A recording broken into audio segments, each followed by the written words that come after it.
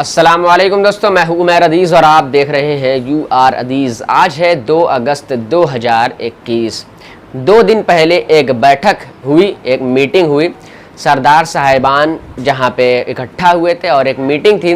22 के सरदार, 14 के सरदार, 5 के सरदार, सभी सरदार आपस में बैठकर एक मीटिंग कर रहे थे। और उस मीटिंग का जो टॉपिक था, जो मुद्दा था, वो ये था कि आखिर बनारस से बुनकर पलायन क्यों कर रहे हैं और उनको कैसे रोका जाए। तो इन सब मुद्दों पर वहाँ पे बातें हुई। मैं नहीं जा पाया, या ये कह लीजिए कि मुझे जानकारी नहीं प्राप्त हुई। तो वहाँ पे लोग बैठक कर रहे थे, वहाँ पे मीटिंग कर रहे थे।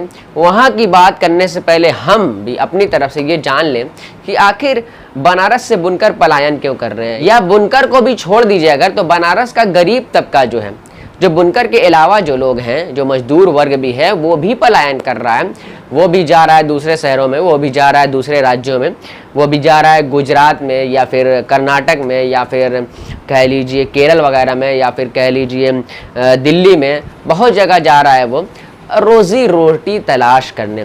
तो आप सोच सकते हैं ये रोज़ी रोटी तलाश करने दूसरे राज्यों में जो जाया जा रहा है, कितना बड़ा चिंता का विषय है, बहुत बड़ी चिंता का विषय है। क्योंकि सोच लीजिए कि यूपी में या ये कह लीजिए कि बनारस में क्या रास्ते खत्म हो गए हैं या फिर कोई रास्ता है ही नहीं जिससे वो लोग पलायन कर रहे हैं। देखिए, कई बातें मेरी समझ में आती हैं। पहली बात तो ये कि वहाँ पे भी जो बात रखी गई कि बेरोजगारी, आर्थिक तंगी, बिजली बकाया के चलते लोग यहाँ से पलायन कर रहे हैं। ठीक है, एक तो बुनकरों का ये हो गया कि उनके पास रोजगार नहीं है।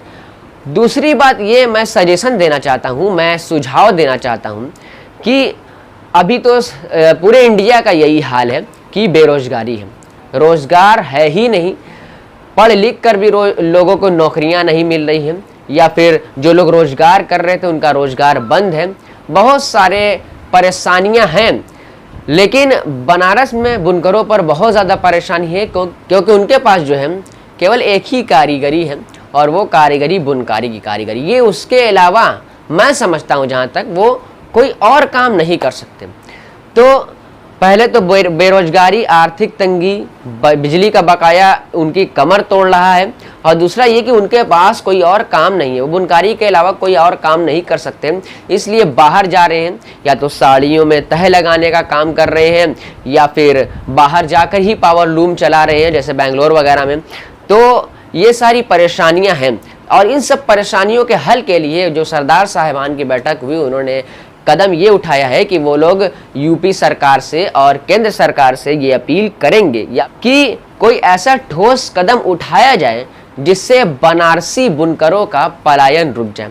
बहुत तेज़ी में पलायन कर रहे हैं। आप भी अगर बनारस में रहते हैं और आप भी ये देखेंगे कि आपके आसपास के जो लोग बनारस से पलायन कर रहे हैं और समझ लीजिए वो इतने परेशान हैं कि उनके पास 2 वक्त की रोटी भी नहीं नसीब हो पा रही है। तो जिसके बाद उस मजबूरी की वजह से वो लोग बनारस से बाहर जा रहे हैं, सूरत में जा रहे हैं, बेंगलोर में जा रहे हैं, दिल्ली में जा रहे हैं। बहुत सारी ऐसी जगह है जहाँ पे वो जाकर काम कर रहे हैं। और बनारस में अगर हैं तो दूसरा लेबर वगैरह का काम कर रहे हैं। तो ये सब परेशानियाँ हैं। इसी को देखते हुए वहाँ पर मीटिंग की गई।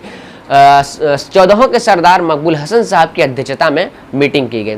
उसमें कौन कौन थे हम आगे बताएंगे। सबसे पहले ये जान ले कि आखिर पलायन रोका कैसे जाए।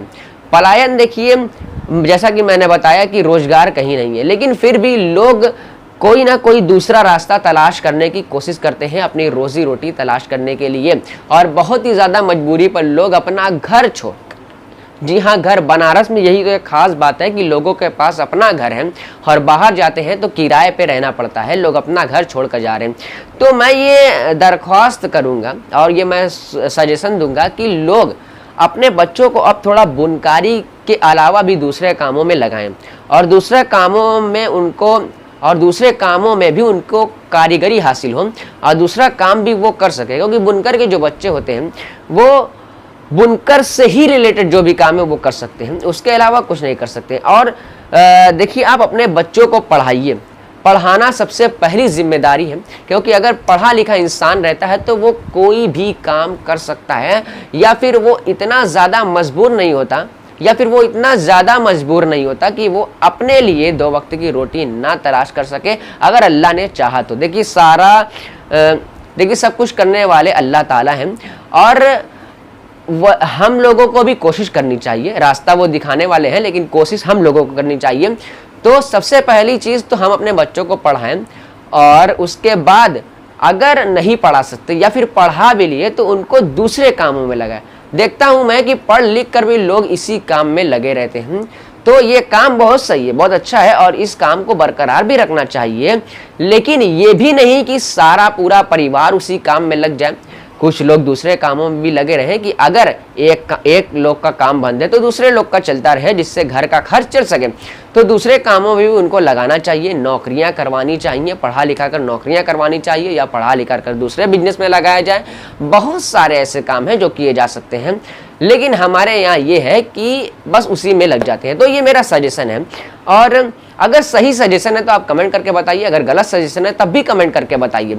तो वहाँ पे भी यही बात हुई, वहाँ पे ये सब बातें नहीं हुई, वहाँ पे ये बात हुई कि केंद्र सरकार से और राज्य सरकार से ये अपील की जाए या फिर ये रिक्वेस्ट की जाए कि वो कुछ ऐसे कदम उठाएं जिससे बुनकरों का पलायन यहाँ से रोका जा सके। तो ये सारी बातें हुई और आइए अब बता देते हैं कि उसमें कौन कौन थे।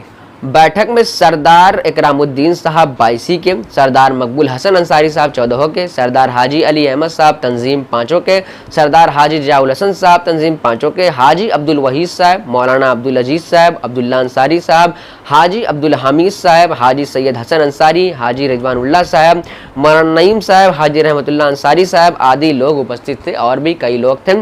और इस बैठक का संचालन इसरत उस्मानी साहब ने किया था। तो मेरे पास जो सजेशन था मैंने आपको बताया और आपके पास भी अगर कोई सुझाव हो तो आप भी कमेंट करके ज़रूर बताएं जिससे लोगों की हेल्प की जा सके। उम्मीद करता हूं कि वीडियो पसंद आया होगा। पसंद आया तो प्लीज़ लाइक करें, दोस्तों के साथ शेयर करें, चैनल को सब्सक्राइब करना ना भूलें। मिलते हैं नेक्स्ट वीडियो में। अल्लाह हाफिज़।